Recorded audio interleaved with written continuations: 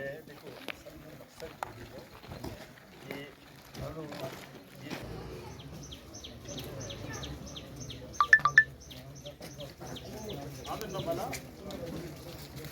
ये आए हैं जहाँ मुसलमान अपने बच्चों को तालीम देते हैं और वहाँ पर पाकिस्तान ने भी कोई कमी नहीं छोड़ी जमीन का बनाना है 10-12 का बन जाए कोई ऐसा माहौल हो जाएगा सीधा इंसान सीढ़ी लगा के सीधा अंदर मेरे से बात करती है। मैं ये कहूँगा कि आप जिस जगह पे चल रहे हैं ना, जिस लाइन पे आप चल रहे हैं, जम्मू कश्मीर का लोगों के पास नजर है आप आइडियल बनते जा रहे हैं।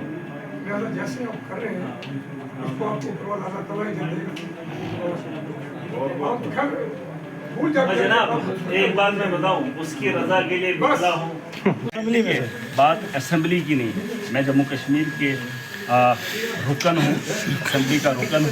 ये ज़रूरी नहीं है कि अवाम के अंदर ये बातें उठें, सड़क पे उठेंगी, हमारी बात की वैल्यू है। अगर देश का प्रधानमंत्री पार्लियामेंट में नहीं, अगर अमेरिका का प्रेसिडेंट ट्वीट से जंग बंद कर सकता है तो हम पुंछ में आकर अपनी बात सरकार तक नहीं पहुंचा सकते? ये पहुंचा दो, ये मोदी तक पहुंचा दो। हमने एक चिट्ठी लिखी है और लोगों का इंतज़ाम किया जाए। ट्वीट पे जंग रोक सकते हैं और आप कह रहे हैं कि महराज मलिक ऐवान में बात करेंगे? नहीं, हम यहाँ सड़क पे कर रहे हैं, इस मुकाम पे कर रहे हैं और ये बात उन तक पहुँचनी। ये मेरे बैठे ये मास्टर के द्वारा सिर्फ एक बात है हमें कि पुंछ के लोगों की आवाज़ जो है ना वो आपने उठानी है, बस हमें कुछ नहीं चाहिए। अगर आपकी आवाज़ उठती है तो लोग कहते हैं महराज मलिक बोला। हॉस्पिटल की कंडीशन ये आपको बताएंगे, आपके इसके मेंबर हैं ये। हमें आईसीयू नहीं है, हमें आईसीयू वेंटिलेटर वेन नहीं हमारे पास जो 300 किलोमीटर पहुंच सकते। मैं तो बोलता हूँ मेरी जंग ही है। मैं कहना एक एमएलए भी हमें देना, एक एमएलए हमें दे 1 करोड़ दिया तो हम अपनी जाने कुछ ना कुछ सेव कर सकते हैं। ठीक है, बस आपस में यकजहती दिल्ली तक मेरे साथ गए बेचारे, ये भी, लेकिन उन्होंने कुछ नहीं। चलो आप लेट मिले ना, अगर 2-3 महीने पहले मिल जाते तो शायद कुछ हो जाता। चलो ऊपर वाले के हाथ में हमें कोशिश बड़ी मन में बड़ा था कि जब कभी पूछा पक्का मिलूंगा, जम्मू कहीं मिले मैं रोकूंगा, इनका काफिला रोक दूंगा, मिलूंगा पक्का इनसे। क्योंकि आप लीडर नहीं हो, आप मतलब आम जनता हो सबके लिए, मतलब आप में लीडर वाली बात नहीं है। आपके सभी फैन हैं, आपका सब कुछ सुनते रहते हैं हम। मैं आपका वीडियो पर्सनल सुनता ही रहता हूँ, क्योंकि आपने कभी ऐसा नहीं बोला कि मैं लीडर हूँ। ये बोलते मैं आम जनता हूँ, मैं जनता के लिए। बंदा वही होता है जो जनता के लिए चले। सेवा और क्या सर, भगवान क्यों भेजता? मतलब देखो ना, हर कोई नेता क्यों नहीं बन सकता? क्योंकि भगवान उसी को भेजता है जिसके दिल में बिल्कुल बादशाह होती है आराम के लिए, है ना। लोग याद रखें कि भाई कोई सेवादार। हाँ, इसी तरफ से आया होगा क्योंकि इसे बड़ा है ना। इधर से नहीं आ सकता। नहीं, इधर से नहीं। टंकी कहाँ थी? टंकी कहाँ थी?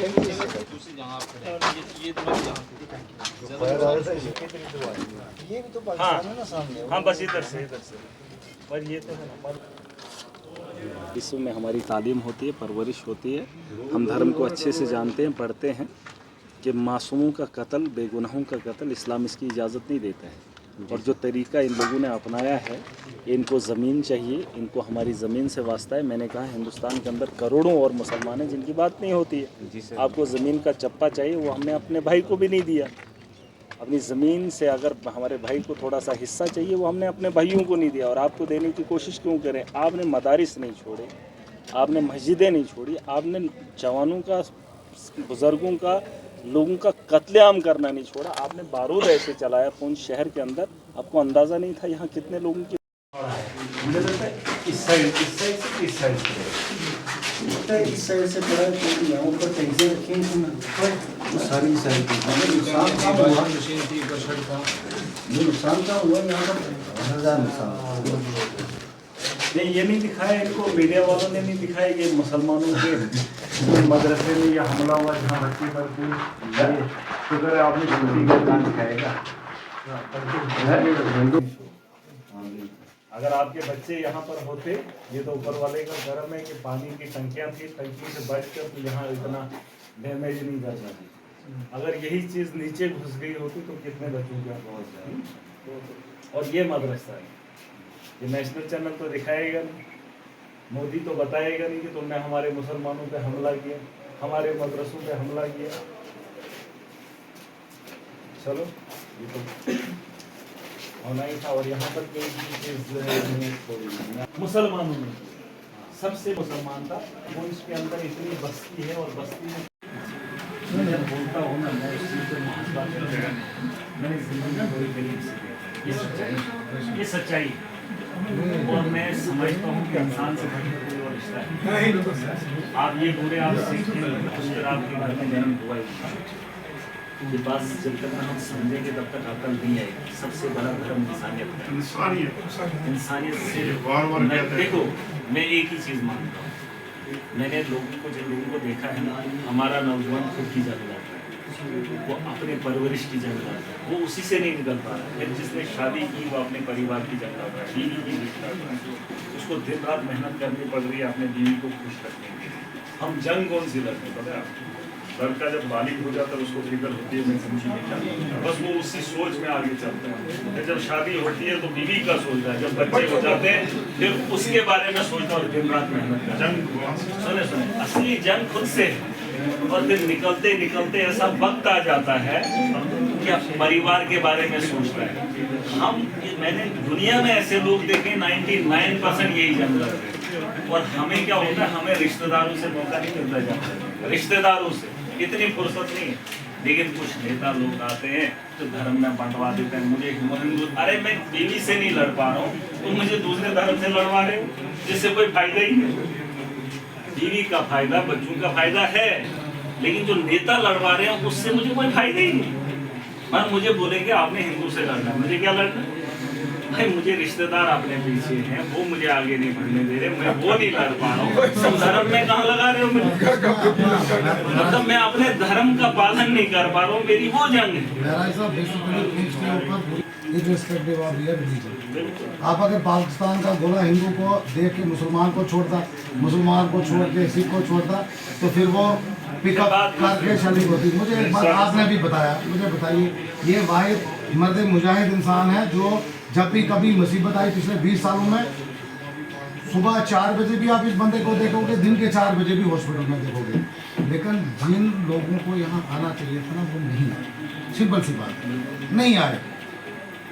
कौन खा जाते जी यहाँ पे? किसको खाता है इनको? कौन खाता है? बताइए। पैसा प्रॉपर्टी बन जाएगी।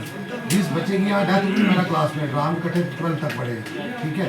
हमने उनकी डेड बॉडीज को देखा, बच्चों को उठाया, सब उनमें में क्या था ये हम जानते हैं। वो जो सियासत दिल्ली से हुआ है, जंग का शिकार हुए हैं, बहुत सारी जाने गई हैं, बस उनके परिवार से मिल रहे हैं और इनकी हिम्मत को सलाम करते हैं।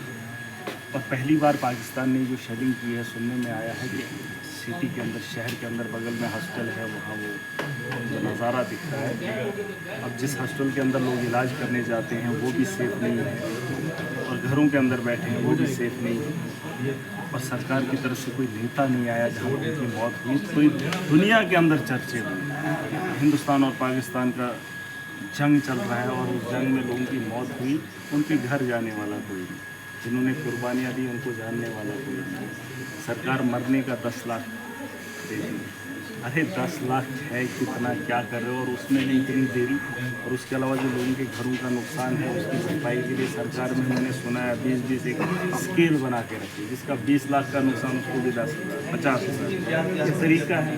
सरकार का काम यही होता है कि मुश्किल हालात में आवाम के साथ खड़ी हो जाए ताकि लोग जंग के लिए और तैयार रहें। आज इन लोगों ने अपनी जान अपने मुल्क के लिए गंवाई है, उनको तो शहीद का दर्जा आप लोग नहीं दे पाए, लेकिन लोग तो कहते हैं वो शहीद हुए। आज जंग के अंदर जिन लोगों की मौत होगी वो शहीद ही कहलाते हैं, लेकिन सरकार ने अभी तक वो काम नहीं किया। फायरिंग में पुंछ के सबसे ज़्यादा नुकसान हुआ और प्रधानमंत्री जी ने जो भाषण दिया उसमें मगर पुंछ का नाम क्या कहेंगे? मैं वही कह रहा हूँ कि लोगों की, यूक्रेन में कितने लोग मरे देश का मीडिया दिखाता है, हमारे देश के लीडर बताते हैं। अपने देश के अंदर क्या हो रहा है वो गिनाते नहीं, वो नहीं गिनाते। क्योंकि आपने देखा होगा जब वो एंकरिंग करते हैं तो उस जंग का हिस्सा बनते हैं और बताते हैं गोले यहाँ से आगे। हमने इतने दिखाए ना, हमारे यहाँ कोई आया ना, इन्होंने हिम्मत की और ना इनके नेताओं ने। और तिरंगा रैली पूरे देश के अंदर निकाली। अरे तिरंगे से बेहतर था कि अपने नेताओं को बोलते, अपने आकाओं को बोलते, जिन लोगों ने कुर्बानियाँ दी हैं इस जंग के दौरान, उनके घरों में जाए, उनके साथ ताज़ियत करें, लेकिन वैसा तो नहीं हुआ। ये राजनीति है, हम इस सियासत का शिकार हुए हैं। चाहे पाकिस्तान की गोलाबारी से उन्होंने आतंकवाद फैलाया है, लेकिन हम आतंकवाद को नहीं रोक पाए। वो हमला करेंगे तो हम उनका जवाब देंगे, लेकिन वो फिर मारेंगे। देखिए, ये पहलगाम में जो हुआ, उसके बाद हमने सिंदूर ऑपरेशन चलाया, लेकिन जब सिंदूर ऑपरेशन हमारा हुआ, उसके बाद जो 15 लोगों की जान गई, उसका ऑपरेशन का क्या नाम रखा तो है, सिंदूरी कहा, अभी आगे चलेगा। लेकिन कब चलेगा? फिर ट्विटर पे 2 लाइनें लिखने के बाद जंग नहीं रुकनी चाहिए थी। मैंने कहा, देखिए एक चीज़ मैं बताना चाहूँगा, डर का एक माहौल जो यहाँ पर सह रहा है, देख रहा है, वो डरा हुआ है, सहमा हुआ है। फैसले दिल्ली में हो रहे हैं और ना मुआवजा हो रहा है, ना लोगों की सुनवाई हो रही है, और ना यहाँ पर हॉस्टल वैसे बनाए हैं कि लोगों को राहत मिलती।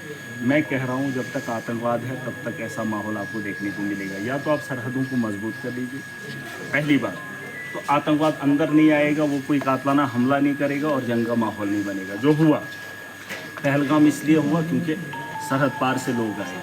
उसके बाद आप एक काम और कर सकते हैं कि कूटनीति, जिसकी आपने डंका पीटा था पूरे देश के अंदर कि मोदी की कूटनीति, वो अमेरिका जो डोनाल्ड ट्रंप आपका दोस्त था, वो दोस्त पाकिस्तान के साथ खड़ा हो गया। मैंने कहा कूटनीति ऐसी होनी चाहिए कि पाकिस्तान कंगाल हो जाए और वो सबसे बड़ा हथियार बेचने पे मजबूर हो जाए अपनी कंगाली को ख़त्म करने के लिए, और ये डर का माहौल अमन में बन सकता है और इसको धुतकारने चाहिए। अगर अमेरिका आज हिंदुस्तान के साथ खड़ा होता, पाकिस्तान के खिलाफ होता, तो शायद आज माहौल अलग होता। पाकिस्तान जरूरत नहीं करता। तीसरी बात, आप बातचीत करने के लिए तैयार नहीं। अगर आप बातचीत नहीं करेंगे तो वो अपनी हरकतों से बाज नहीं आने वाला। ठीक, उसके अलावा चौथा ऑप्शन है जंग। देखिए, अगर आप रोज़ तंग करेंगे, आज भी डर से मरेंगे, कल भी मरेंगे, मरना तो वैसे भी है। लेकिन फिर ऐसा काम कर लीजिए मोदी जी, वो जो 56 इंच का सीना है, मैंने कहा था टेलर से एक बारी फिर मपवा लीजिए, क्योंकि अब आपके पास वक्त नहीं है। देश के अंदर जब चुनाव अगले होंगे तो देश का प्रधानमंत्री मोदी नहीं बनेगा, लेकिन वो 56 इंच का सीना बिना दिखाए देश से कहाँ जाएंगे। और उसका सपना, और जो अंधभक्त लोग हैं उनको पूछना चाहता हूँ कि किसके लिए चुना था? किसके लिए चुना था? मजलूमों को ताकत दिखाने के लिए है, 370 तोड़ने के लिए, योगी का डोजर मजलूमों पे चलाने के लिए, लोगों को जेलों के अंदर बंद करने के लिए, अरविंद केजरीवाल को 2 साल जेल में डाल दिया। अरे जवाब देना था, 56 इंच का सीना पाकिस्तान को दिखाना था। करप्शन आपने ख़त्म नहीं की, बेरोजगारी आपने ख़त्म नहीं की, आतंकवाद आपसे रोक नहीं पाया। बड़ी बड़ी बातें करने से बेहतर है कि आप देश की बेहतरी के बारे में सोच लीजिए। जो आपने ये हमें दिया है, देख लीजिए उसको, अटल बिहारी वाजपेयी को, आज उसकी वीडियो चल रही है। देख लीजिए इंदिरा गांधी को, उसने क्या किया हुआ, और देख लीजिए खुद के शरीर को, और 56 इंच का सीना नाप कर देख लीजिए कि आपने क्या किया। और जिन मौतें हुई है उनका बदला कब लोगे? मैं चाहता हूँ कि ऑपरेशन दूसरा कोई स्टार्ट कर दो, ताकि ये 15 लोगों की जान गई है, सरकार मुआवजा भी दे और उनका बदला भी लेकर आए। क्या